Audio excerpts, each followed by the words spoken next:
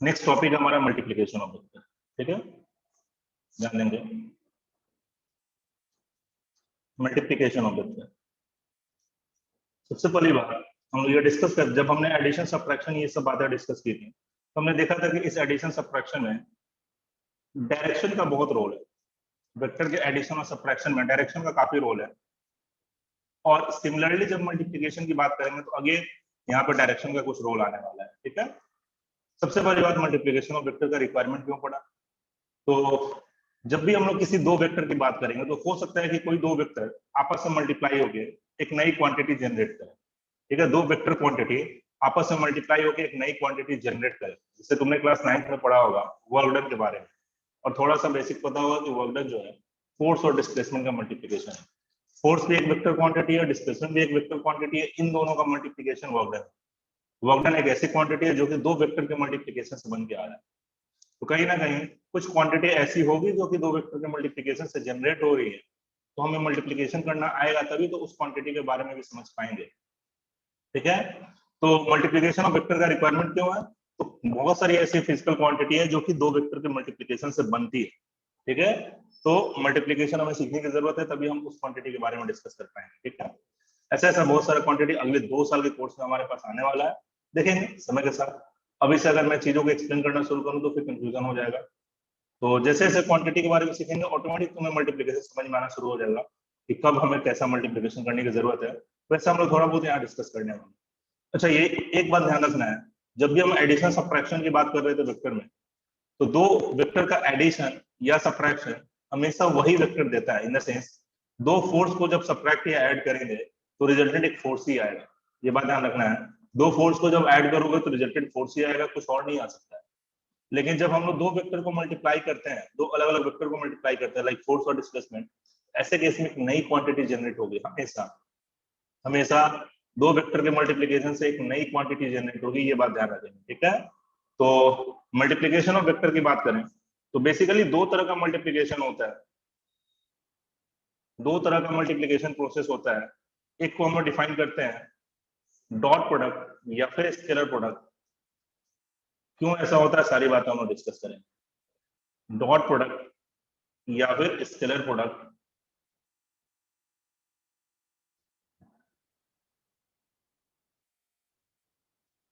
दूसरा होगा हमारे पास क्रॉस प्रोडक्ट या फिर वेक्टर प्रोडक्ट, ठीक है। इसे हम लोग बोलेंगे क्रॉस प्रोडक्ट या फिर वेक्टर प्रोडक्ट। क्यों ऐसा कुछ नाम डिफाइन किया गया हम लोग देखते हैं, इसके पीछे कुछ रीजन है,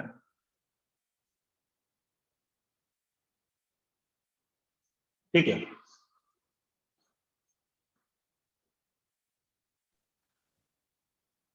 ठीक है, हम लोग जरा ध्यान दें यहाँ पे मल्टीप्लिकेशन ऑफ वेक्टर की बात कर रहे हैं तो मैंने कहा कि दो तरह का मल्टीप्लिकेशन हो सकता है, आइदर डॉट या फिर इसी को हम स्केलर प्रोडक्ट बोलेंगे। दूसरे केस में हम डिफाइन कर रहे हैं क्रॉस या फिर वेक्टर प्रोडक्ट। दोनों में डिफरेंस क्या है? और सबसे पहली बात, दो तरह के मल्टीप्लिकेशन का रिक्वायरमेंट क्यों पड़ा? अगर हम दो वेक्टर का मल्टीप्लाई ही कर रहे हैं तो फिर दो अलग तरीके का मल्टीप्लिकेशन क्यों डिस्कस कर रहे हैं? क्यों नहीं एक ही तरीके का मल्टीप्लिकेशन की बात कर रहे हैं? तो बातों को समझेंगे। सबसे पहली बात, इसके हम लोग प्रेजेंटेशन को समझ ले, फिर हम लोग आते हैं इसके लॉजिक पे।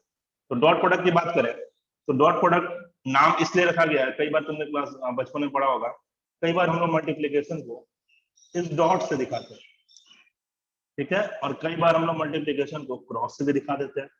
बचपन में हमने पढ़ा है तो दोनों का मीनिंग सेम ही हुआ करता था, बट फिजिक्स में जब बात करेंगे तो इस डॉट और क्रॉस का दो अलग अलग मीनिंग। ये दोनों है ही मल्टीप्लिकेशन, ऐसा नहीं कि कुछ और है, दोनों मल्टीप्लिकेशन है, बट दोनों की मल्टीप्लिकेशन का कुछ सेंस है। डॉट प्रोडक्ट का कुछ अपना सेंस है, क्रॉस का कुछ अपना सेंस है, ठीक है। क्या मीनिंग होगा मैं आता हूं इस पे। मैं इसके वैल्यू को पहले लिख देता हूँ, ये मॉड है मॉड बी कॉस थीटा के बराबर होगा, और ये मॉड है मॉड बी साइन थीटा, ठीक है। क्यों ऐसा है आते हैं हम लोग। एक हम छोटा सा मैं डायग्राम ड्रॉ कर लेता हूँ। सपोज करो कि ये कोई वेक्टर है, ठीक है, और दूसरा कोई वेक्टर ये हो गया वेक्टर बी। जरा हम लोग ध्यान से देखेंगे, दो वेक्टर है, दोनों के बीच का एंगल कुछ थीटा डिफाइन किया गया है, ठीक है। वेक्टर ए और वेक्टर बी है, दोनों के बीच एंगल कुछ थीटा डिफाइन किया। वैसे मैंने तुम्हें वेक्टर तीन तरीके से प्रेजेंट करना सिखाया था, एक मैग्नीट्यूड और एंगल फॉर्मेट में, दूसरा ग्राफिकल तरीके से, और तीसरा आईजे के फॉर्मेट में। तो हम लोग मल्टीप्लीकेशन भी तीनों तरीके से देखेंगे। अभी मैं इसके ग्राफिकल प्रेजेंटेशन को दिखा रहा हूँ, और ग्राफिकल प्रेजेंटेशन समझ पाएंगे तो ये मैग्नीट्यूड एंड एंगल फॉर्मेट में होगा कि अगर दो वेक्टर दोनों के बीच का एंगल थीटा डिफाइन कर दिया जाए तो ए डॉट बी यानी स्केलर प्रोडक्ट या फिर डॉट प्रोडक्ट ऐसे प्रेजेंट करेंगे, क्रॉस प्रोडक्ट को ऐसे प्रेजेंट करेंगे। क्यों ऐसा होता है जरा समझते हैं। जब भी कोई दो वेक्टर आपस में मल्टीप्लाई होंगे तो मल्टीप्लीकेशन के बाद एग्जैक्टली होता क्या है, किस तरह से मल्टीप्लीकेशन होता है, जरा इसको समझते हैं। दो क्वांटिटी हमेशा मल्टीप्लाई एक दूसरे के साथ आइदर, ध्यान से सुनना, आइदर सेम डायरेक्शन में होके बनेगा, आइदर ये मल्टीप्लीकेशन सेम डायरेक्शन में करके देगा या फिर एक दूसरे के परपेंडिकुलर होके देगा। सारे लोग ध्यान से सुनना, दो वेक्टर आपस में मल्टीप्लाई या तो सेम डायरेक्शन में होने की वजह से आता है या फिर दो वेक्टर का मल्टीप्लीकेशन एक दूसरे के परपेंडिकुलर होने की वजह से होके आता है। सारे लोग ध्यान दोगे। अभी अगर हम लोग बात करें तो ए और बी, एक वेक्टर ए और बी एक दूसरे के साथ एंगल थीटा बना रहा है, बट जब हम मल्टीप्लीकेशन ऑफ वेक्टर की बात कर रहे हैं तो आइदर दो वेक्टर सेम डायरेक्शन में होकर मल्टीप्लाई होते हैं, आइदर दो वेक्टर एक दूसरे के परपेंडिकुलर होकर मल्टीप्लाई होता है। अब ऐसा भी क्यों है, नेचर में कुछ क्वांटिटी ऐसी जनरेट होने वाली है दो वेक्टर के मल्टीप्लीकेशन से जहां दो वेक्टर एक दूसरे के डायरेक्शन में होकर मल्टीप्लाई हो रहे हैं, और कुछ वेक्टर इस तरह से जनरेट होने वाले, सॉरी, नेचर में कुछ क्वांटिटी ऐसे जनरेट होने वाले जहां पे दो वेक्टर के परपेंडिकुलर होने का इंपॉर्टेंस हो। एग्जांपल के तौर पे अगर मैं बात करूं, सपोज करो कि ये अगर हमारा दरवाजा है, सारे लोग देख पा रहे होंगे, सपोज करो कि ये दरवाजा है और अगर ये दरवाजा इस इंच से फिक्स है और ये दरवाजा ऐसे खुलता है, सपोज करो, तो तुमने देखा होगा कि जब भी हम लोग इस दरवाजे को खोलने या बंद करने की बात करते हैं तो फोर्स इस पे कैसे लगाते हैं, आइदर मैं इससे फोर्स इस डायरेक्शन में यानी बाहर की तरफ लगा रहा हूँ, आइदर मैं फोर्स इस पर अंदर की तरफ लगा रहा हूँ, ऐसे फोर्स लगाते हैं तो ये काम करता है। ठीक है, ऐसा ऐसा कभी हो ही नहीं सकता कि फोर्स मैं ऐसे लगाऊं और ये दरवाजा खुल जाए। फोर्स में इस डायरेक्शन में लगा के दरवाजा नहीं खुल सकता, फोर्स हमेशा इसके प्लेन के परपेंडिकुलर डायरेक्शन में लगाने की जरूरत होती है, तभी जाकर दरवाजा खुलता है। एक्चुअली में ये जो रोटेशन की बात मैं कर रहा हूँ, रोटेशन में एक क्वांटिटी हम डिफाइन करेंगे आगे जाकर, टॉर्क, और ये टॉर्क क्वांटिटी दो क्वांटिटी पे डिपेंड करेगा। कौन कौन सा, एक कि हमने फोर्स किस पॉइंट पे लगाया है, एक्सिस से उस पॉइंट के बीच का डिस्टेंस, जिसे हम लोग डिफाइन करते हैं आर वेक्टर से, पोजीशन वेक्टर से। सपोज करो मैंने फोर्स इस पॉइंट पे लगाया है, तो ये जो एक्सिस है जिसके अबाउट इस दरवाजे का रोटेशन होना है, इस एक्सिस के अबाउट से ये एक्सिस से इस पॉइंट का डिस्टेंस आर वेक्टर कहलाएगा, और इस आर वेक्टर के परपेंडिकुलर डायरेक्शन में फोर्स होना चाहिए तभी जाकर दरवाजा खुलेगा। इस रोटेशन की क्वालिटी ये है, या फिर रोटेशन एक ऐसा फिजिकल क्वांटिटी है जो कि दो वेक्टर के परपेंडिकुलर होने की वजह से काम करता है। ठीक है, टॉर्क जो हम लोग डिफाइन कर रहे हैं, रोटेशन को डिफाइन करता हुआ एक टर्म होता है टॉर्क, अभी तुमने नहीं पढ़ा है, आगे जाकर डिस्कस करेंगे। टॉर्क एक ऐसी क्वांटिटी है जो कि दो क्वांटिटी के परपेंडिकुलर होने से डिसाइड होता है। कौन कौन से दो क्वांटिटी, तो एक्सिस से जिस पॉइंट पे फोर्स लग रहा है उस पॉइंट के बीच का आर वेक्टर, और दूसरा हो गया फोर्स वेक्टर। अगर ये आर और ये एफ एक दूसरे के परपेंडिकुलर है तब तो दरवाजा खुलेगा या बंद होगा। बट सोचो जरा, अगर आर जिस डायरेक्शन में, अगर मैं उसी डायरेक्शन में फोर्स लगा दूं तो फिर इस दरवाजे का कोई रोटेशन नहीं होना है। सारे लोग समझ रहे हो क्या, जिस डायरेक्शन में आर है, अगर मैं इसी डायरेक्शन में फोर्स, दरवाजा को ऐसे खींचो या फिर अंदर की तरफ फोर्स लगाओ, कोई फर्क नहीं पड़ेगा, दरवाजे में कोई रोटेशन नहीं होगा। रोटेशन के लिए दरवाजे पे फोर्स तो हमें परपेंडिकुलर डायरेक्शन में लगाना पड़ेगा। सारे लोग एग्री कर रहे हो क्या इस बात से? Yes sir. Yes sir. ठीक है, हम लोग नेचर में ये बात डिस्कस कर रहे हैं कि अगर कोई दो क्वांटिटी सेम डायरेक्शन में मल्टीप्लाई होने से बन रहा है तो रिजल्टेंट डॉट या फिर स्केलर प्रोडक्ट होगा, और अगर दो क्वांटिटी परपेंडिकुलर डायरेक्शन में होने से रिजल्टेंट दे रहा हो तो रिजल्टेंट हमारा क्रॉस या फिर वेक्टर प्रोडक्ट से आएगा। अभी अभी हमने एग्जांपल देखा है टॉर्क के लिए, और टॉर्क में हमने ये देखा कि आर वेक्टर और फोर्स वेक्टर दोनों को एक दूसरे के परपेंडिकुलर होना चाहिए। अगर ये दो क्वांटिटी एक दूसरे के परपेंडिकुलर है तो फिर रिजल्टेंट कैसा आ रहा है, रिजल्टेंट की बातें करेंगे तो रिजल्टेंट में इस बार रोटेशन हो पा रहा है, यानी रोटेशन एक ऐसी क्वांटिटी है जो कि आर और फोर्स के परपेंडिकुलर होने की वजह से हो रही है। ठीक है, अगर आर और एफ पैरेलल हो जाते हैं तो फिर दरवाजे में कोई रोटेशन नहीं होता। ठीक है, तो क्रॉस प्रोडक्ट में दो वेक्टर का परपेंडिकुलर होना जरूरी है। सिमिलरली हम लोग बात करेंगे डॉट प्रोडक्ट में, डॉट प्रोडक्ट में दो वेक्टर का पैरेलल होना जरूरी है। एग्जांपल के तौर पे एक टर्म हम लोग डिफाइन करेंगे फ्लक्स। फ्लक्स हम लोग इलेक्ट्रिक फ्लक्स भी डिफाइन कर सकते हैं, मैग्नेटिक फ्लक्स भी डिफाइन कर सकते हैं, वाटर का फ्लक्स भी डिफाइन कर सकते हैं। तुमने क्लास 10th में मैग्नेटिक लाइन ऑफ फोर्स के बारे में पढ़ा होगा। ठीक है, क्लास 10th में सबने मैग्नेटिक लाइन ऑफ फोर्स के बारे में पढ़ा होगा, जिसमें बताया गया होगा कि किसी मैग्नेट में नॉर्थ पोल से निकल के साउथ पोल की तरफ मैग्नेटिक लाइन ऑफ फोर्स जाता है, ठीक है, मैग्नेटिक फील्ड लाइंस मूव करता है, ठीक है। तो किसी भी क्रॉस सेक्शन एरिया से, किसी भी cross section, circular cross section area या फिर किसी भी क्रॉस सेक्शन एरिया से कितना नंबर ऑफ फील्ड लाइंस पर सेकंड पास कर रहा है, इससे हम डिफाइन करते हैं मैग्नेटिक फ्लक्स। तो मैग्नेटिक फ्लक्स को थोड़ा सा इमेजिन करना मुश्किल होगा, चलो हम लोग बात करते हैं वाटर के फ्लक्स की। कि अगर मान लेते हैं कि ये एक रिंग है और इसके सामने मैंने एक पाइप लिया है जिसके थ्रू वाटर निकल के आ रहा है। ये वाटर इस रिंग से कितना पास करने वाला है, ये किन किन बातों पर डिपेंड करेगा, जरा समझते हैं। सबसे पहली बात, हमारे पाइप से जो वाटर निकल रहा है उसकी वेलोसिटी कैसी है, ये बात डिसाइड करेगा कि इस रिंग से पर सेकंड कितना अमाउंट ऑफ वाटर जा रहा हो। तो एक इंपॉर्टेंट हो गया वाटर की वेलोसिटी, और वेलोसिटी एक वेक्टर क्वांटिटी है। दूसरी बात करें, दूसरा इंपॉर्टेंस है इसका एरिया। ये रिंग कितना छोटा या कितना बड़ा है उससे डिसाइड होगा कितना अमाउंट ऑफ वाटर इससे पास कर रहा है, ठीक है। तो दो तरह की क्वांटिटी की बात हमने कर ली, एक वेलोसिटी और दूसरा इस रिंग का एरिया। ये दो मिलकर डिसाइड कर रहे हैं कि इससे कितना अमाउंट ऑफ वाटर पास कर रहा है। और तीसरी एक और इंपॉर्टेंट बातें होंगी कि ये अगर हमारे वाटर का फ्लो इस डायरेक्शन में है और अगर रिंग का ओरिएंटेशन ऐसा है तब तो ठीक है, तब तो वाटर जा रहा है। बट जरा इमेजिन करो कि अगर मैं इस रिंग को रोटेट कराना शुरू करूं, जैसे जैसे रोटेट कराऊंगा और रोटेशन के बाद एक समय ऐसा आएगा कि इसका प्लेन बिल्कुल वाटर के फ्लो के प्लेन में आ जाएगा, तो इस समय इस रिंग के अंदर से कितना अमाउंट ऑफ वाटर पास कर रहा होगा। अगर वाटर का फ्लो इसी डायरेक्शन में है तो कोई भी वाटर इसके अंदर से पास करके नहीं जाएगा, वो तो सीधा ऐसे निकल जाएगा। ये बात समझ में आ रहा होगा। तो वाटर का फ्लक्स इन द सेंस कि कितना अमाउंट ऑफ वाटर इस रिंग के अंदर से जा पा रहा है, इस क्रॉस सेक्शन एरिया से जा पा रहा है, ये तीन फैक्टर पे डिसाइड हो रहा है। कौन कौन से फैक्टर पे? तो एक वाटर की वेलोसिटी, दूसरा इस रिंग का एरिया कैसा है, छोटा एरिया है या बड़ा एरिया है, और तीसरा अगर बात करें तो इसका डायरेक्शन भी इंपॉर्टेंट है कि हमारा रिंग ऐसे रखा हुआ है या फिर रिंग ऐसे रखा हुआ है। सारे लोग समझो इस बात को, रिंग ऐसे रखा हुआ है या किसी एंगल पर रखा हुआ है या फिर ऐसे रखा हुआ है। अगर इस सेंस में रखा हुआ है, इवन वाटर की वेलोसिटी है, रिंग का एरिया भी है, इसके अंदर से कोई अमाउंट ऑफ वाटर पास नहीं कर रहा है। क्यों? कहीं ना कहीं डायरेक्शन का रोल आ रहा है। और किस तरह के डायरेक्शन का रोल आ रहा है अगर हम बात करें तो अब मैं तुम्हें बता दूं, एरिया भी एक वेक्टर क्वांटिटी होता है। अब तक तुमने नहीं सुना होगा, बट एरिया भी एक वेक्टर क्वांटिटी होता है जिसका एक डायरेक्शन होता है, और एरिया वेक्टर का डायरेक्शन इसके प्लेन के परपेंडिकुलर डायरेक्शन में होता है। लाइक अगर रिंग मेरा ऐसे है तो ये डायरेक्शन एरिया वेक्टर कहलाएगा, बिल्कुल इस रिंग के प्लेन के परपेंडिकुलर। अगर रिंग हमारा ऐसे रखा हुआ है तो ये हमारा एरिया वेक्टर कहलाएगा, रिंग के प्लेन के परपेंडिकुलर। ये इसका प्लेन हुआ जिसमें एरिया है, उसके परपेंडिकुलर इसका एरिया वेक्टर होगा। तो जरा इमेजिन करो कि जब वाटर की वेलोसिटी ऐसे थी और एरिया वेक्टर ऐसे था, तो ये दो वेक्टर एक दूसरे के कैसे दिख रहे हैं? परपेंडिकुलर दिखाई दे रहे हैं क्या? एरिया वेक्टर ऐसे है और वाटर की वेलोसिटी ऐसी है, तो ये दोनों डायरेक्शन एक दूसरे के कैसे दिखाई दे रहे हैं? परपेंडिकुलर दिखाई दे रहे हैं। प्लेन को तुम्हें इमेजिन नहीं करना, प्लेन के परपेंडिकुलर इसका एरिया वेक्टर होता है।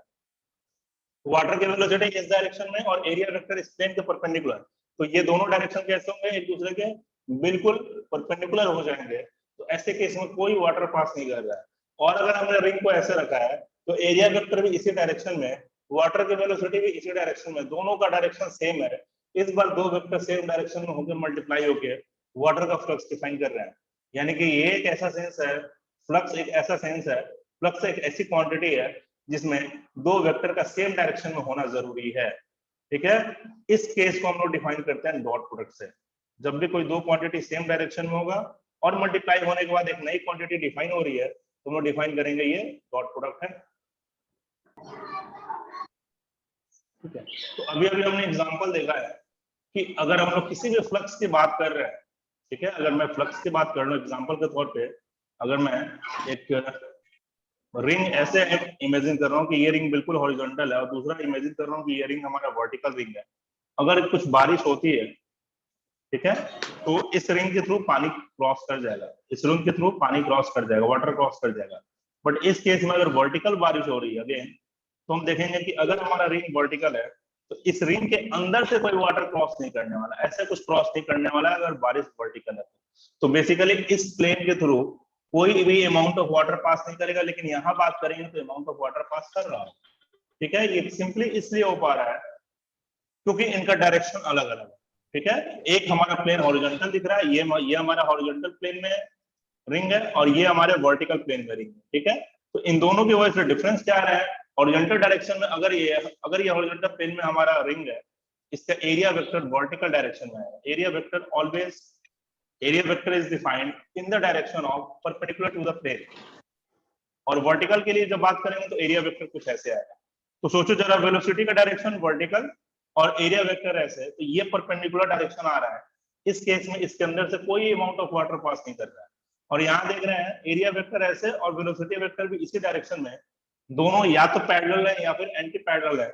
ऐसे केस में मैक्सिमम अमाउंट ऑफ वाटर इसके थ्रू पास कर रहा होगा, यानी कि फ्लक्स एक ऐसी क्वांटिटी है, फ्लक्स जिसको डिफाइन कर रहे हैं amount of water passing through a given area पर सेकेंड। तो फ्लक्स हम लोग डिफाइन कर पा रहे हैं कि फ्लक्स के केस में देख पा रहे हैं कि इस केस में फ्लक्स मैक्सिमम हो रहा है जब हमारा सरफेस हॉरिजॉन्टल है। क्यों? क्योंकि वेलोसिटी वेक्टर और एरिया वेक्टर दोनों या तो पैरेलल है या फिर एंटी पैरेलल है, इस केस में फ्लक्स मैक्सिमम हो रहा है। और अगर मैं एक और एग्जांपल ले लूं, सपोज करो कि ऐसा कुछ तिरछा कोई प्लेन है किसी एंगल पे, लाइक मान लेते हैं कि अगर ये हॉरिजॉन्टल से अगर ये प्लेन कुछ एंगल थीटा बना रहा है, इस बार अगर कुछ अमाउंट ऑफ वाटर गिरता है तो बिल्कुल पास तो करेगा इसके थ्रू पास तो करेगा, बट इतना पास नहीं करेगा जितना कि हॉरिजॉन्टल केस में था। इस बार पास करेगा बट थोड़ा सा रिलेटिवली कम पास करेगा। अगर हम लोग अपने सरफेस को स्लैंट करके रखें, इंक्लाइन करके रखें, no doubt amount of water पास करेगा, बट इसके कंपेयर में कम पास करेगा। कितना पास करेगा?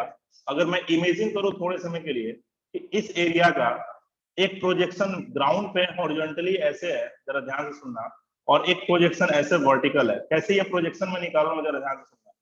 अगर मैं ऊपर से टॉर्च मारूं, सपोज करो कि अगर ऐसा कुछ प्लेट रखा हुआ, जरा सब लोग बताओगे कि अगर मान लो कि ऐसा कुछ प्लेट मैंने इंक्लाइन पे रखा है और ऊपर से एक टॉर्च मारे, तो फिर इसका शैडो नीचे की तरफ कैसा बनेगा? अगर ये जैसे कोई इंक्लाइंड सरफेस है और अगर ऊपर से कोई टॉर्च मारे तो नीचे में इसका एक इलिप्टिकल शैडो बनेगा क्या? जैसे ये रेक्टेंगुलर प्लेट है, ऊपर से कोई टॉर्च लगा है तो नीचे इसका शैडो कैसा बनेगा? रेक्टेंगुलर बनेगा क्या? और उसी तरह कोई साइड से टॉर्च मारे तो एक वर्टिकल डायरेक्शन में शैडो बनेगा क्या? बात समझ पा रहे हो? ये हमारा हॉरिजॉन्टल प्लेन का वैल्यू आ रहा है और ये हमारे वर्टिकल प्लेन का वैल्यू आ रहा है। एक्चुअली में एरिया वेक्टर का दो कंपोनेंट है, ध्यान से सुनना। अगर ये हमारा एरिया वेक्टर है जो कि ये कंप्लीट एरिया है, तो इसका दो कंपोनेंट हम लोग कंसीडर कर रहे हैं, एक हॉरिजॉन्टल कंपोनेंट और एक वर्टिकल कंपोनेंट। एक हॉरिजॉन्टल कंपोनेंट और एक वर्टिकल कंपोनेंट। इमेजिन करो कि ये जो वाटर फ्लो हो रहा है वर्टिकल डायरेक्शन में, वो एक्चुअली में पास तो इससे कर रहा है, बट मैं इमेजिन कर सकता हूं कि इस एरिया का दो हिस्सा है, एक हॉरिजॉन्टल और दूसरा वर्टिकल। तो इफेक्टिवली ये वाटर सिर्फ इस हॉरिजॉन्टल वाले प्लेन से पास करेगा, इस वर्टिकल वाले प्लेन से पास नहीं करेगा। यानी बेसिकली एरिया का एक कंपोनेंट ऐसा होगा जिसके थ्रू वाटर पास कर रहा होगा, दूसरे कंपोनेंट के थ्रू वाटर पास नहीं कर रहा होगा। यहीं पे हमारा रोल आता है कंपोनेंट ऑफ वेक्टर का। जब भी हम लोग वेक्टर की बात करेंगे, अगर दो वेक्टर सेम डायरेक्शन में ना हो, उनके बीच कुछ एंगल का फॉर्मेशन हो रहा है, तो फिर हमें कंपोनेंट ऑफ वेक्टर की जरूरत पड़ती है। और देख पाएंगे कि यहाँ पे इफेक्टिवली वाटर जो है वो इस हॉरिजॉन्टल एरिया से पास कर रहा है और वर्टिकल एरिया से पास नहीं कर पा रहा है। इफेक्टिवली देखो, नेट हमारा एरिया है ऐसे स्लैंट, बट हम इसको इमेजिन कर रहे हैं कि इसका दो कंपोनेंट है, एक हमारे पास हॉरिजॉन्टल एरिया है, दूसरा हमारे पास वर्टिकल एरिया है। तो ये जो वाटर का फ्लो है वो सिर्फ हॉरिजॉन्टल एरिया से है, वर्टिकल एरिया से नहीं है। ठीक है, थोड़ा सा हमें इमेजिनेशन करना होगा कि अगर ये स्लैंट है तो इसके कोरस्पॉन्डिंग एक एरिया हमारा यहाँ बॉटम पे होगा, दूसरा एरिया ऐसा वर्टिकल होगा। ठीक है, सारे लोग ऐसा इमेजिन कर सकते हो कि एक इसका बॉटम में हॉरिजॉन्टल एरिया होगा, दूसरा ऐसा वर्टिकल एरिया होगा। तो इफेक्टिवली जो वाटर ऐसा पास कर रहा है वो इफेक्टिवली इस एरिया के थ्रू ना पास करके ये बॉटम वाले एरिया के थ्रू पास कर रहा है, और ये वर्टिकल एरिया से पास नहीं कर पा रहा है क्योंकि वर्टिकल एरिया के पैरेलल लिया जा रहा है। सारे लोग समझ पा रहे हो क्या?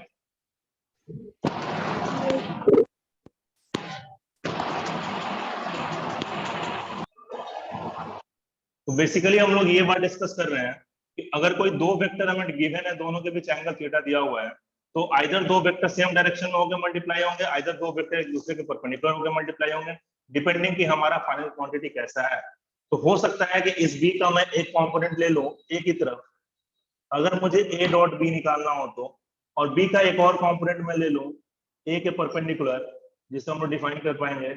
अगर देखा जाए वेक्टर बी अगर एंगल थीटा बना रहा है वेक्टर ए से, तो बी का कंपोनेंट इस डायरेक्शन में आएगा बी cos थीटा, और बी का कंपोनेंट इसके परपेंडिकुलर डायरेक्शन में आएगा बी साइन थीटा। तो कई बार एक ऐसी क्वांटिटी की बात होगी जहां पे दो वेक्टर एक दूसरे के डायरेक्शन में होंगे, मल्टीप्लाई होंगे। तो अगर कोई दो वेक्टर सेम डायरेक्शन में है तब तो ठीक है, बट अगर उन दोनों के बीच में कुछ एंगल थीटा है तो इस वेक्टर का कंपोनेंट वेक्टर ए की तरफ निकालना पड़ेगा, और वेक्टर बी का कंपोनेंट ए की तरफ कितना आएगा। तो अगर ये एंगल थीटा है तो इसका कंपोनेंट इस डायरेक्शन में बी कॉस थीटा आएगा। ये कंपोनेंट ऑफ वेक्टर हमने ऑलरेडी पढ़ रखा है, तो जिधर एंगल होगा उधर उधर कॉस का कंट्रीब्यूशन जाएगा। तो बी का कॉस थीटा इस डायरेक्शन में कंट्रीब्यूट करेगा। तो ए के साथ बेसिकली हम लोग बी को मल्टीप्लाई करना चाह रहे हैं, बट बी और ए अगर सेम डायरेक्शन में तब तो डायरेक्टली मल्टीप्लाई हो गया, और अगर सेम डायरेक्शन में नहीं है तो मुझे उसके कंपोनेंट को सेम डायरेक्शन में लेके आने की जरूरत पड़ेगी। तो बी का कंपोनेंट ए की तरफ कितना होगा, बी कॉस थीटा। तो ए के साथ मल्टीप्लाई कौन हो रहा है, बी कॉस थीटा। तो जब भी कोई दो वेक्टर ऐसे मल्टीप्लाई होना चाह रहे हैं जब वो दोनों एक डायरेक्शन में हो, तो अगर वो एक डायरेक्शन में नहीं भी है तो उन दोनों को एक डायरेक्शन में लेके आना पड़ेगा। तो एक का कंपोनेंट दूसरे के डायरेक्शन में लेके आना पड़ेगा। तो बी का कंपोनेंट ए के डायरेक्शन में क्या होगा, बी कॉस थीटा। और कई बार ऐसा होगा कि दो वेक्टर एक दूसरे से परपेंडिकुलर होकर मल्टीप्लाई हो रहे हो, तो अगर दो वेक्टर एक दूसरे के परपेंडिकुलर हैं तब तो ठीक है, अदरवाइज अगर इनके बीच कुछ एंगल थीटा है तो फिर मुझे इसका कंपोनेंट वेक्टर बी का कंपोनेंट ए के परपेंडिकुलर लेके जाना पड़ेगा। तो वेक्टर बी का कंपोनेंट ए के परपेंडिकुलर कितना है, बी sin थीटा। तो बेसिकली ए के साथ मल्टीप्लाई कौन होगा, बी sin थीटा। तो ए के साथ मल्टीप्लाई कौन हो रहा है, बी sin थीटा। तो अगर कोई दो वेक्टर सेम डायरेक्शन में मल्टीप्लाई हो रहे हो तो वैसे मल्टीप्लिकेशन को हम बोलेंगे डॉट प्रोडक्ट। और अगर कोई दो वेक्टर एक दूसरे से परपेंडिकुलर होकर मल्टीप्लाई हो रहे हो तो हम ऐसे वेक्टर को बोलेंगे, ऐसे मल्टीप्लिकेशन को हम बोलेंगे क्रॉस प्रोडक्ट। ठीक है। तो डॉट और क्रॉस का एक मेजर डिफरेंस ये है कि दो वेक्टर अगर सेम डायरेक्शन में मल्टीप्लाई हो रहे हो तो फिर डॉट प्रोडक्ट होगा, और अगर दो वेक्टर एक दूसरे के परपेंडिकुलर होकर मल्टीप्लाई हो रहे हो तो फिर क्रॉस प्रोडक्ट होगा। एक और मेजर डिफरेंस इन दोनों के बीच का ये है कि ए डॉट बी जब हम लोग कैलकुलेट कर रहे हैं, इस केस में रिजल्टेंट एक स्केलर क्वांटिटी आता है। ध्यान से देखेंगे, इस केस में रिजल्टेंट एक स्केलर क्वांटिटी आता है। बेसिकली हम लिख सकते हैं कि ए डॉट बी स्केलर क्वांटिटी है, ध्यान दोगे। ए डॉट बी जो है, ए डॉट बी अगर ये एक नई क्वांटिटी बना है मान लेते हैं, तो ये कैसा है, ये स्केलर क्वांटिटी है। सारे लोग ध्यान से सुनोगे, यानी कि जब भी कोई दो वेक्टर सेम डायरेक्शन में मल्टीप्लाई होगा तो जो रिजल्टेंट क्वांटिटी आनी है वो एक स्केलर क्वांटिटी होगी। बट ए क्रॉस बी की बात करें, इस केस में जो रिजल्टेंट होगा वो एक वेक्टर क्वांटिटी आने वाला है, यानी कि इसमें एक डायरेक्शन अभी भी इन्वॉल्व होगा। जब भी कोई दो वेक्टर सेम डायरेक्शन में मल्टीप्लाई होकर रिजल्टेंट दे रहे होंगे तो निश्चित रूप से रिजल्टेंट स्केलर क्वांटिटी होगा। और इसका हम लोग उल्टा भी सोच सकते हैं कि अगर दो वेक्टर के मल्टीप्लिकेशन से स्केलर क्वांटिटी निकल के आ रहा है तो निश्चित रूप से दोनों के बीच में डॉट प्रोडक्ट रहा होगा। और अगर दो वेक्टर के परपेंडिकुलर होकर मल्टीप्लाई होने से अगर कोई क्वांटिटी बना है तो निश्चित रूप से वो वेक्टर क्वांटिटी होगा। इस केस में जो रिजल्टेंट होता है वो एक वेक्टर क्वांटिटी होता है। ठीक है, इस केस में रिजल्टेंट जो है, रिजल्टेंट इज स्केलर क्वांटिटी, और यहाँ बात करें तो रिजल्टेंट कैसा है, वेक्टर क्वांटिटी है। सारे लोग ध्यान दोगे, ध्यान से सुनोगे। अगर कोई दो वेक्टर सेम डायरेक्शन में मल्टीप्लाई हुआ, ए और बी अगर सेम डायरेक्शन में मल्टीप्लाई हुआ तो फिर रिजल्टेंट हमारा कैसा क्वांटिटी आएगा, स्केलर क्वांटिटी आएगा। और अगर एक दूसरे के परपेंडिकुलर होकर मल्टीप्लाई हुआ तो रिजल्टेंट एक वेक्टर क्वांटिटी होगा। यानी कि जब हम टॉर्क की बात कर रहे थे वहां पे आर और एफ एक दूसरे के परपेंडिकुलर था तो निश्चित रूप से टॉर्क एक वेक्टर क्वांटिटी रहा होगा। लेकिन जब हम लोग बात कर रहे थे फ्लक्स के लिए, तो फ्लक्स में एरिया वेक्टर और वेलोसिटी वेक्टर सेम डायरेक्शन में थे तो निश्चित रूप से रिजल्टेंट कैसा रहा होगा, स्केलर क्वांटिटी। यानी कि फ्लक्स कैसा होगा, scalar quantity. Flux scalar quantity है, टॉर्क हमारा वेक्टर क्वांटिटी है। तो फुली ये बातें समझ में आई होंगी। ठीक है, अगर दो वेक्टर सेम डायरेक्शन में होकर मल्टीप्लाई हो रहे हैं तो रिजल्टेंट हमारा डॉट प्रोडक्ट कहलाएगा, और इस केस में रिजल्टेंट क्वांटिटी कैसी होती है, स्केलर क्वांटिटी होती है। और अगर कोई दो वेक्टर एक दूसरे के परपेंडिकुलर होकर मल्टीप्लाई हो रहे हैं तो रिजल्टेंट एक वेक्टर क्वांटिटी कहलाएगा। ठीक है, आई थिंक ये बातें तुम्हें बिल्कुल अच्छे से समझ में आ गई होंगे। इसको हम लोग फर्दर आगे कंटिन्यू करेंगे।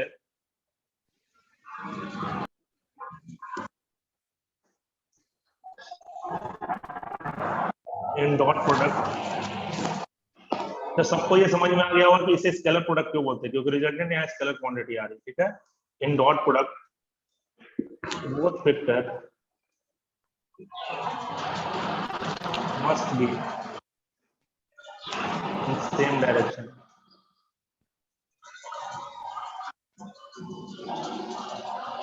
और यहाँ लिखेंगे तो cross product, in cross product both vector must be perpendicular to each other। ठीक है, तो अगर पहले से ये बातें डिफाइन है तब तो ठीक है, अदरवाइज अगर दो वेक्टर किसी रैंडम एंगल पे है तो मुझे एक का कंपोनेंट या तो दूसरे का डायरेक्शन में लाना पड़ेगा अगर मुझे डॉट प्रोडक्ट चाहिए तो, या फिर दूसरे के परपेंडिकुलर लाना पड़ेगा अगर मुझे क्रॉस प्रोडक्ट चाहिए तो। अगर दो वेक्टर सेम डायरेक्शन में है तब तो डॉट प्रोडक्ट हो जाएगा, नहीं है तो फिर मुझे एक का कंपोनेंट दूसरे की तरफ लेके आना पड़ेगा। ठीक है, और अगर इसी तरह क्रॉस प्रोडक्ट की बात करें, दो वेक्टर एक दूसरे के परपेंडिकुलर है तब तो ठीक है, डायरेक्टली हो जाएगा। अगर नहीं है तो मुझे एक का कंपोनेंट दूसरे के परपेंडिकुलर ले जाना पड़ेगा, इसलिए ए के साथ मल्टीप्लाई कौन हो रहा है, बी का साइन थीटा। ठीक है, तो होपफुली ये बातें आज समझ में आई होंगे, बाकी इसका कंटिन्यूएशन हम लोग नेक्स्ट क्लास में करेंगे। Thank you.